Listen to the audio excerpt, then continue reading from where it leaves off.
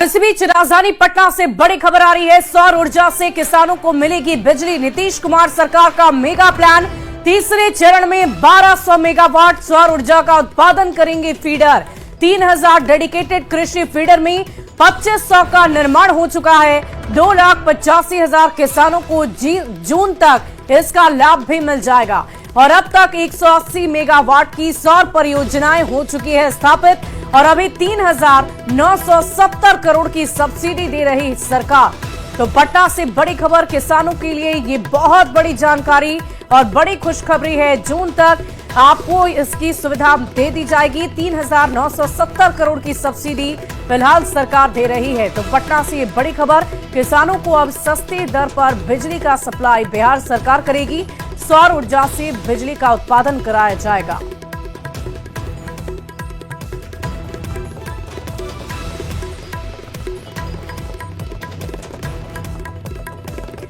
और इस बीच भागलपुर से आपको बड़ी खबर बताएंगे। सुल्तानगंज एयरपोर्ट पर बिहार सरकार की सहमति।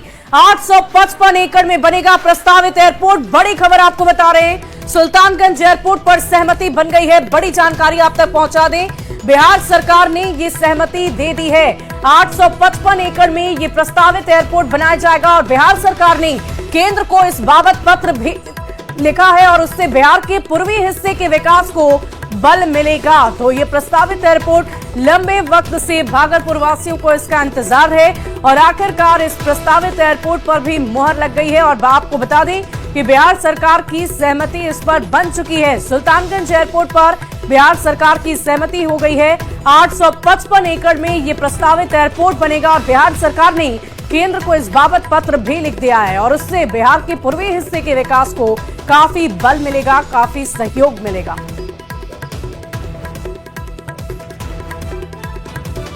तो भागलपुर से बड़ी खबर आपको बता रहे हैं। आपको बता दें कि सीमांचल बहुल इलाके में इसकी बहुत ज्यादा आवश्यकता थी और लोगों की डिमांड लंबे वक्त से चली आ रही थी कि भागलपुर के इलाके में या फिर उसके आसपास इस क्षेत्र में कहीं भी एक एयरपोर्ट हो, क्योंकि सिल्क सिटी के रूप से इस भागलपुर को जाना जाता है। और देखिए, हमारे साथ इस पूरी खबर की और भी विस्तृत जानकारी के लिए जुड़ चुके हैं input editor Brajmohan Singh. Sir, ये बहुत बड़ी खबर है सीमांचल के लोगों के लिए, भागलपुर वासियों के लिए। बिहार सरकार की आखिरकार मुहर लग गई है।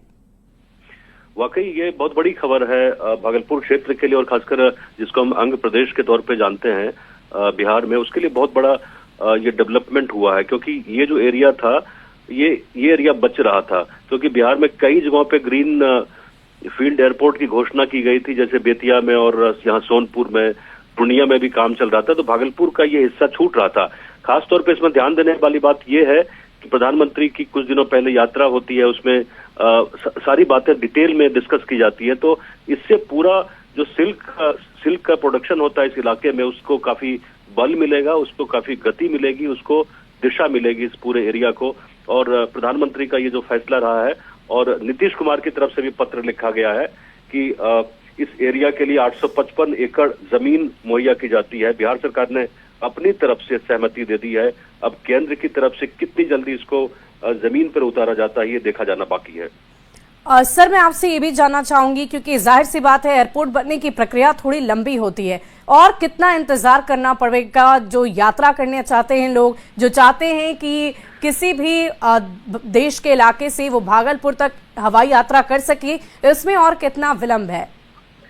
देखिए, इसमें समय तो लगता है, वक्त तो निश्चित तौर पे लगता है। अभी तो सहमति की बात हुई है बिहार सरकार की तरफ से और सबसे बड़ी बात होती है जमीन लेने की। तो जमीन जो 855 एकड़ है, जमीन ठीक ठाक उपलब्ध हो गया है, जमीन की कोई दिक्कत नहीं है इस इलाके में।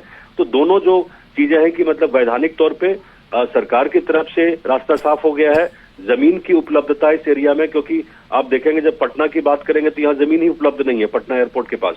तो जमीन की उपलब्धता बड़ी बात थी। तो एक जो प्राथमिक तौर पे जो रास्ता होना चाहिए वो बिल्कुल साफ हो गया है और ये पूर्वी बिहार के क्षेत्र के लिए और अंग इलाके के लिए ये एक बहुत बड़ा घटना विकास है। वाकई बहुत बहुत शुक्रिया सर आपका हमारे साथ जुड़ने के लिए। तो ये बड़ी खबर अपने दर्शकों तक एक बार फिर से पहुंचा दें, पूर्वी बिहार के विकास को इससे काफी बल मिलेगा। भागलपुर में प्रस्तावित एयरपोर्ट को लेकर बिहार सरकार की तरफ से मुहर लगा दी जा चुकी है। बढ़ते आगे, विधानसभा